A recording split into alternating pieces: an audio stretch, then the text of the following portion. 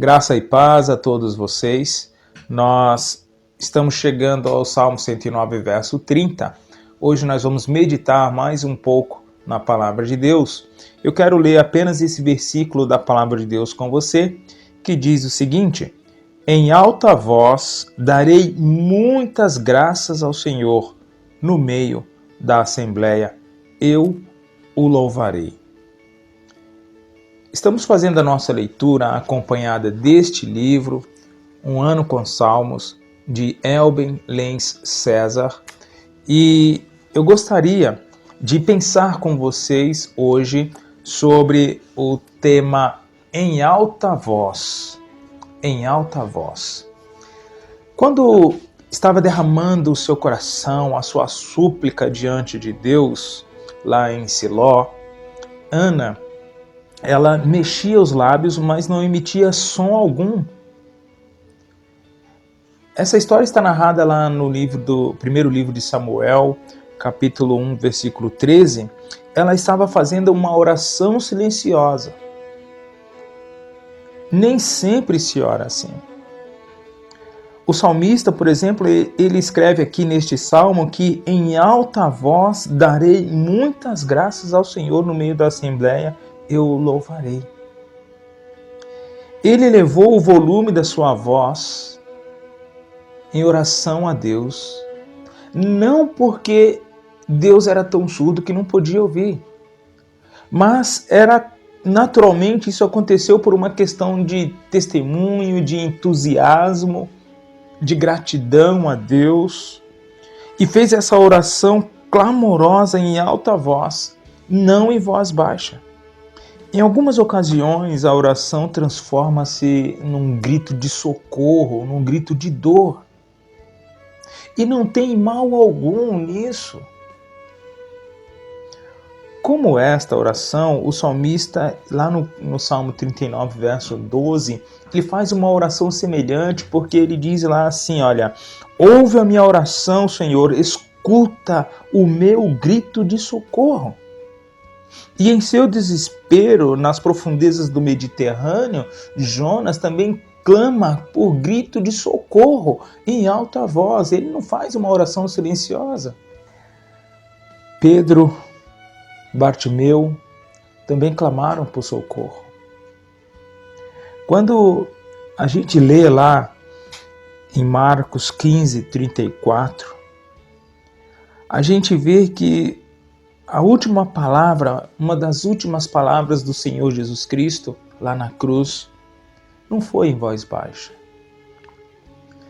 Marcos 15, 34 está narrando o seguinte: por volta das 3 horas da tarde, Jesus bradou em alta voz, dizendo, Eloi, Eloi, lama sabachthani. Eloi, Eloi, lama sabachthani. Deus meu, por que me abandonaste? E ele bradou isso em alta voz. Foi também em alta voz que Jesus se dirigiu ao irmão de Maria, a Lázaro, lá em João, capítulo 11, verso 43, quando ele gritou para que Lázaro saísse daquele túmulo. Queridos, a força da gratidão e do entusiasmo costuma elevar a nossa voz, costuma elevar o volume da nossa oração. Eu quero dizer, queridos, a você que não tem problema algum você fazer uma oração em alta voz diante de Deus. A oração silenciosa tem o seu valor? Tem. Ana apenas balbuciou, não emitiu som algum, e o Senhor ouviu o seu clamor.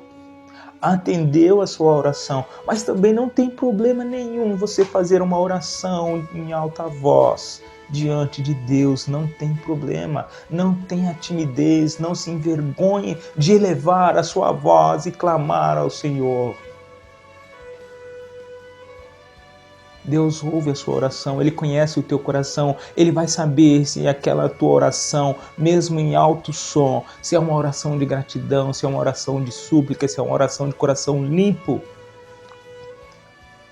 Porque também não adianta você gritar e não tiver o coração puro diante de Deus, um coração sincero. Assim como também a oração silenciosa, se não for uma oração verdadeira, não tem valor algum diante do Pai. Mas não tenha medo, não tenha timidez. Clame em alta voz. Faça como o salmista disse aqui. Em alta voz darei muitas graças ao Senhor, e no meio da assembleia eu o louvarei, no meio da congregação, no meio da igreja, no meio dos meus irmãos, eu o louvarei com alta voz. Não tenha medo, não tenha timidez. Louve ao Senhor, clame ao Senhor, suplique ao Senhor. Se você sentir o desejo no teu coração de chorar, chore diante do Senhor, não tem problemas. Mas não deixe de falar com Deus. Não deixe. Eu vou orar por você neste momento.